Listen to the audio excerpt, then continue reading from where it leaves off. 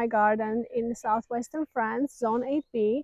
Thank you everyone for joining my channel. Thank you for your support.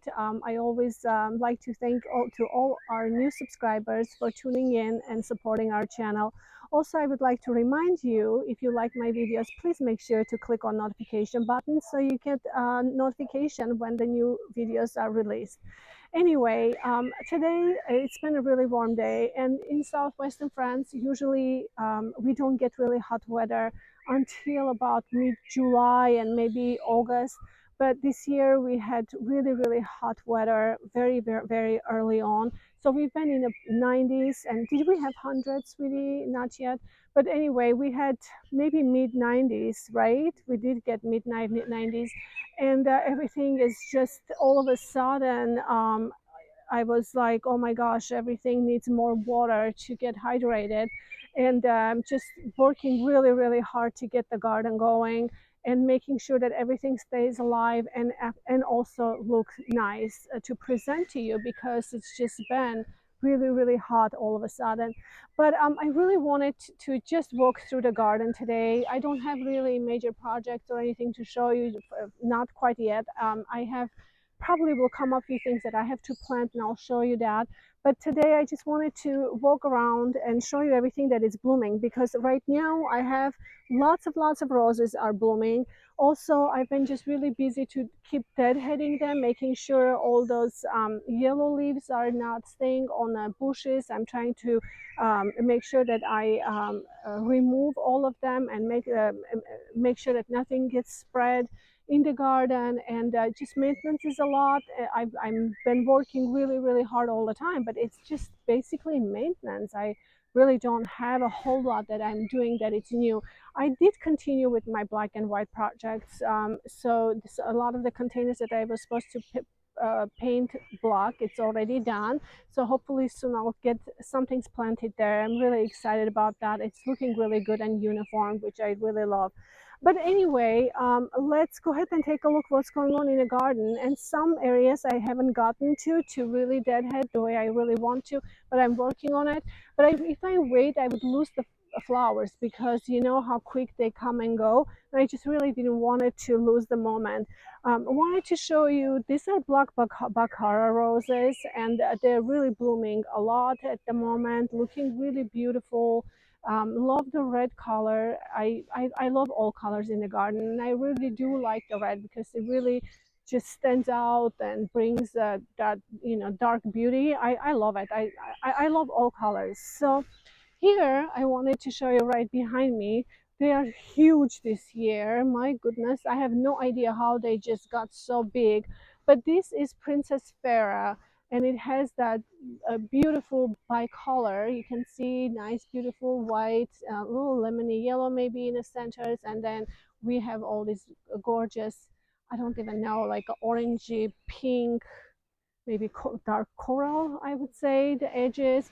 But they are really beautiful, and they actually last year they did really well as a cut flower too. So they're just really pretty. We have a hydrangea standard here. This one is a phantom, and it's starting to bloom. And honestly, I'm really impressed how well it's doing this year. I've moved this tree in a few different places, and nowhere it has done well. I moved it here. It was okay, but there was a big pine trees here, which I think the roots were really interfering with the moisture. So the trees has been cut last year or year before, and now it seems like it's really loving where it is. You can see it's just doing really good. This is the first year that I feel like, okay, it's going to stay here. This is a good spot for it. And um, so let's just maybe start from here. We have um, I will pop the name on this rose on the screen, because I can't remember just on top of my head. But this is really beautiful, and it's doing really good. It's very beautiful salmon pink. Maybe it'll has kind of orange in there too. It's a very, very beautiful rose. It's a hybrid tea, of course. This one is a bit faded, so I wouldn't go buy this particular flower, but it looks really beautiful, very full double. We have a David Austin rose here. This one is a golden celebration. You can see I've already caught them in quite a few places one time, and for the first round. So they're starting to reflush their flowers for the second round at the moment. Um, Again, this is another one that I really love. It has, you can see this one is really pretty with the bicolor again. George, you want to bring it closer? So this one is looking, not that great, and they faded a little bit right now, but you can see the colors, they're bicolor and they're really, really pretty. So this is a really beautiful one, and this rose has always been very healthy. You can see it has a nice, beautiful, glossy leaves, really nice hybrid tea rose. It's been, this one is really, really beautiful, and it always just stays very healthy for me. I really enjoy this particular one. Um, let's go this way. Let's see what's going on here. There is this rose really is impressive. Of course, this is the first flush of the flower. It's always the first flush is the biggest, and you can see this particular one did really, really well this year. This is this I believe it's called peach, because when I was purchasing this from the garden center where I purchased this from, it said beige, which means peach, and it's really beautiful. It is a little faded at the moment because they're kind of, but you can see this one is a bit of a more of a new. For some reason, I remember being a little more apricot colors versus this year. This year is a bit flushed out, but it's actually really pretty. This one right here, look at this. It's full of blooms, super beautiful. I really, really love it.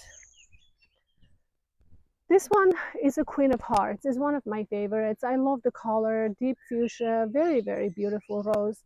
This year it's doing really pretty. Oh, there's one I wanted to show you right here. I love this one. Last year it did terrible. It had so many yellow leaves, black spots, did terrible. So what I did, I was ready just to get rid of this rose. I went ahead and cut it really short, and I was like, let just be whatever it's going to do. If it doesn't come up, I'm getting rid of it. But this year, look how nice it's growing. And also, look at the color. Isn't this just the sweetest color ever? The flowers are not as big, but you can see the bush itself is not really big either. So we'll see as it grows how it will look, because it is really, really beautiful. It's very double, it's gorgeous. This one is called Smile of Heaven, and it's just so pretty. Magnolias are, this is a little gem magnolia. You can see it's doing really good. I have the flowers already coming up. I love when it starts blooming. It's so, so beautiful right here. So, and then we have our blue salvia. It's so pretty, and I love the salvia against the yellow right here. This is um, this is an evergreen. I think it's a ligustrum, if I'm not mistaken. I'll pop the picture. But privet, this is a golden privet, I believe, and it's just so pretty. I have them all over in certain areas where the sunny areas, and I love how it stays in that beautiful yellow color. So this one is a Christopher Columbus rose, and it's been blooming so much. It's unbelievable how much it bloomed this year. It did really, really beautiful. It's time to start deadheading. You can see I've been working my way kind of around here, but the color is so beautiful on this rose. They're not as full and double, but they are very, very pretty. Leonardo da Vinci roses are finished there, and some of my roses here got really yellow leaves, and I think it's lack of watering also, because it got really hot very quickly. I think I underestimated the water too, so I started hydrating a lot more as soon as I realized that I'm not giving enough water. But it's okay when something like this happens. I just need to come and defoliate all the yellow rose and yellow leaves, excuse me. So that's what I've been doing here, is deadheading, reviving, getting all the yellow leaves off of it, make sure that it stays healthy, cutting it back and deadheading, and then they will just flush out and do really good and healthy. There is one rose here that I really wanted to show you. This part is, we're still working on this area. One day, I believe it's going to get done. So this is a Tantal rose, and it's absolutely gorgeous.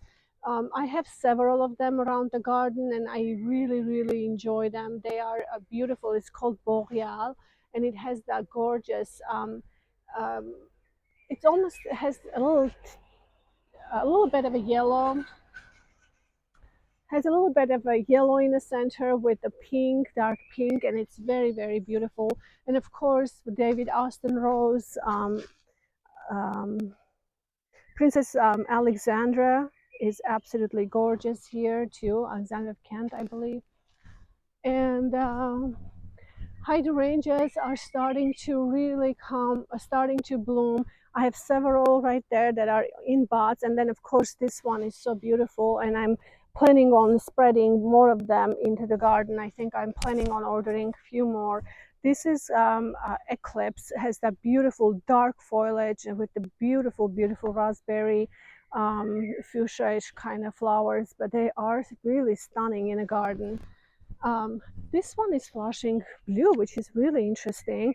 I did put some acidifier this year, again, trying to make some of them blue, but I can see already, you see George right there, it's starting to bloom blue, which is really, really exciting.